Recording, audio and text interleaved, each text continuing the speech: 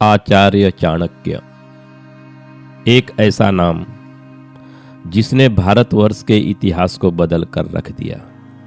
एक ऐसा नाम जिनकी बनाई गई नीतियों के आधार पर एक आम आदमी अपनी जिंदगी की कई उलझनों को सुलझा सकता है। आचार्य चाणक्य का जन्म लगभग आज से 2300 साल पहले मगध के पाटलिपुत्र में हुआ।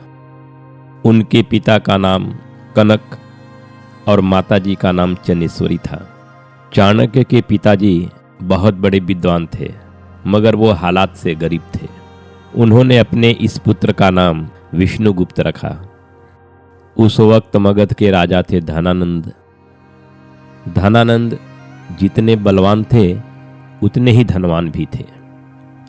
धनवान वो इसलिए थे क्योंकि उनकी आदत थी प्रजा से जबरदस्ती कर वसूलना और उनके ऊपर खर्च बिल्कुल ना करना।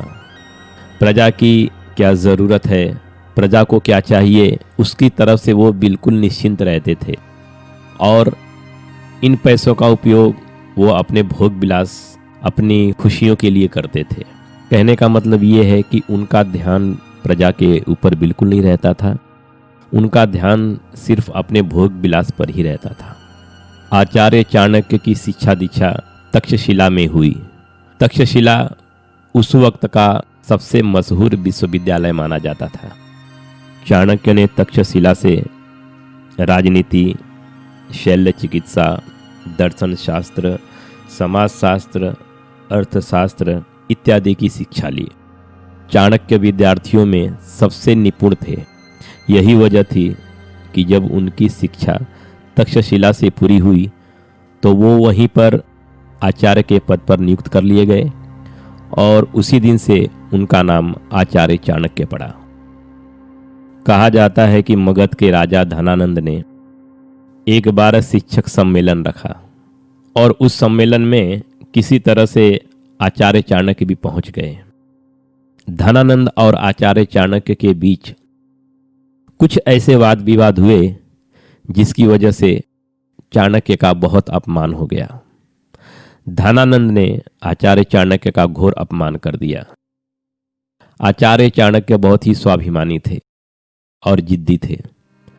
उसी वक्त चाणक्य ने एक संकल्प लिया और धनानंद से कहा कि मैं तुम्हें एक दिन इस सिंहासन से उखाड़कर फेंक दूंगा और तुम्हारी जगह एक ऐसे राजा को नियुक्त करूंगा जो इस सिंहासन के लायक है। ऐसा संकल्प करके आचार्य चाणक्य वहां से चले गए। चाणक्य वहां से प्रण करके तो चले आए, मगर वहां से आने के बाद उन्हें एक चिंता सताने लगी। धनानंद बलवान भी है और धनवान भी है और मेरे पास तो कोई नहीं है। मैं कैसे उस राजा को परास्त करूंगा, कैसे मैं धनानंद को परास्त करूंगा और अपने प्रण को पूरा करूंगा। दिन रात उन्हें यही एक चिंता सताया करती थी। आचार्य चाणक्य का घर और तक्षशिला का रास्ता एक जंगल से होकर गुजरता था। एक दिन आचार्य चाणक्य वहां से गुजर रहे थे। जंगल में उन्होंने देखा कि कुछ बच्चे आपस में खेल खेल रहे थे। वो राजा और प्रजा का खेल खेल रहे थे। उन बच्चों में से एक बच्चा राजा बना हुआ था और बाकी सारे बच्चे प्रजा बने हुए थे। आचार्य चाणक्य एक पेड़ के पीछे छुप गए और वहां से उन्होंने उन बच्चों का खेल देखा। जो बच्चे प्रजा बने हुए थे वो अपनी कोई न कोई समस्या राजा को बताते। वो बच्चा जो राजा बना हुआ था वो उन समस्याओं का समाधान करता। इसी बीच चाणक्य ने देखा कि उस बच्चे में बहुत अच्छे गुण हैं एक राजा बनने के। उस बच्चे में बहुत अच्छे गुण हैं नेतृत्व करने के। उनको लगा कि जिसकी मुझे खोज थी वो बच्चा मुझे मिल गया। मैं इस बच्चे को एक दिन पढ़ाऊंगा, लिखाऊंगा, सारा ज्ञान दूंगा, शिक्षा दूंगा और इसी को मैं एक दिन राजा बनाऊंगा।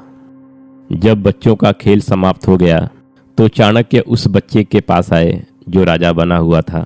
उन्होंने उस बच्चे से पूछा, बेटा तुम्हारा नाम क्या है? बच्चे ने बड़ी ही शालीनता से कहा, मेरा नाम चंद्रगुप्त मौर्य है। आचार्य चाणक्य ने कहा कि तुम मेरे साथ चलो और आज से मैं तुम्हारा गुरु हूँ। मैं तुम्हें वो सारी शिक्षा दूंगा जिसकी वजह से एक दिन तुम सही के राजा बन जाओगे। उस बच्चे को ये बात बहुत अच्छी लगी। उस बच्चे ने कहा, गुरुजी, क्या ये ऐसा हो सकता है? चाणक्य ने कहा, बेटा ये जरूर होगा, बस मैं जैसा कहता हूँ वैसे ही करते चलो। और वो बच्चा जिसका नाम चंद्रगुप्त मौर्य था, वह चाणक्य जी का हाथ पकड़कर उनके साथ हो लिया। चंद्रगुप्त मौर्य एक बहुत ही विद्वान बच्चा था। चाणक्य के द्वारा दी गई शिक्षा को उसने बहुत ही जल्दी ग्रहण कर लिया। और जब वो 26 वर्ष का हुआ तो आचार्य चाणक्य को लगा कि अब ये बच्चा राजा बनने के काबिल हो चुका है। आचार्य चाणक्य ने उस बच्चे से कहा कि अब तुम्हें वापस अपने घर जाना होगा, उसी जंगल में जाना होगा और वहाँ के जो तुम्हारे दोस्त हैं, जो तुम्हारे गांव वाले हैं, उन सभी को एकत्रित करना होगा और अब हम लोगों को एक सेना तैयार करनी होगी। तुम राजा होंगे और जो तुम्हारे दोस्त हैं, जो तुम्हारे गांव वाले हैं, ये तुम्हारी सेना होगी और मैं होऊंगा तुम्हारा गुरु। मैं हर कदम पर तुम्हारा मार्गदर्शन करता रहूंगा। चंद्रगुप्त मौर्य ने चाणक्य को प्रणाम किया और वो वापस उस जंगल में चला गया। वहाँ जाकर उसने अपने गांव वालों को, अपने दोस्तों को, सभी को एकत्रित किया और चाणक्य जी ने उनका मार्गदर्शन किया। इस तरह से एक सेना तैयार हो गई। इस तरह से आचार्य चाणक्य ने एक मौका देखकर धनानंद पर आक्रमण कर दिया। इस आक्रमण में धनानंद परास्त हुआ, उसकी हार हुई और उसे अपना सिंहासन छोड़ना पड़ा। आचार्य चाणक्य ने उस सिंहासन पर चंद्रगुप्त मौर्य को बिठा दिया और इस तरह से नंद वंश का नाश हुआ और चंद्रगुप्त मौर्य को मगध का राज्य मिला। उस वक्त भारत के छोटे छोटे राज्य हुआ करते थे और उन छोटे छोटे राज्यों के अलग अलग राजा हुआ करते थे। आचार्य चाणक्य को बचपन से ही ये बात बिल्कुल पसंद नहीं थी। जब उन्होंने होश संभाला तो सिर्फ एक ही स्वप्न था। उनका एक ही स्वप्न था, वो है अखंड भारत। वो चाहते थे कि भारत एक राज्य हो और कोई एक ही राजा हो। उसी वक्त उन्होंने देखा कि मगध को यूनानियों ने चारों तरफ से घेर रखा है और सिकंदर विश्व जीतने निकला था।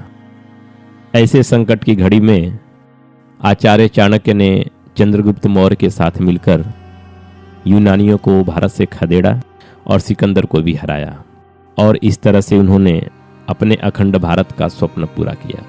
इतिहास के अनुसार जब आचार्य चाणक्य ने देखा कि भारत की सभी सीमाएं सुरक्षित हैं तो उन्होंने अपना सारा पद त्याग दिया और हमेशा के लिए जंगल चले गए और जंगल में ही उन्होंने अपना प्राण त्याग दिया। लेकिन आचार्य चाणक्य की बनाई हुई नीतियां, उनके द्वारा दिया गया ज्ञान हम कभी नहीं भूल सकते।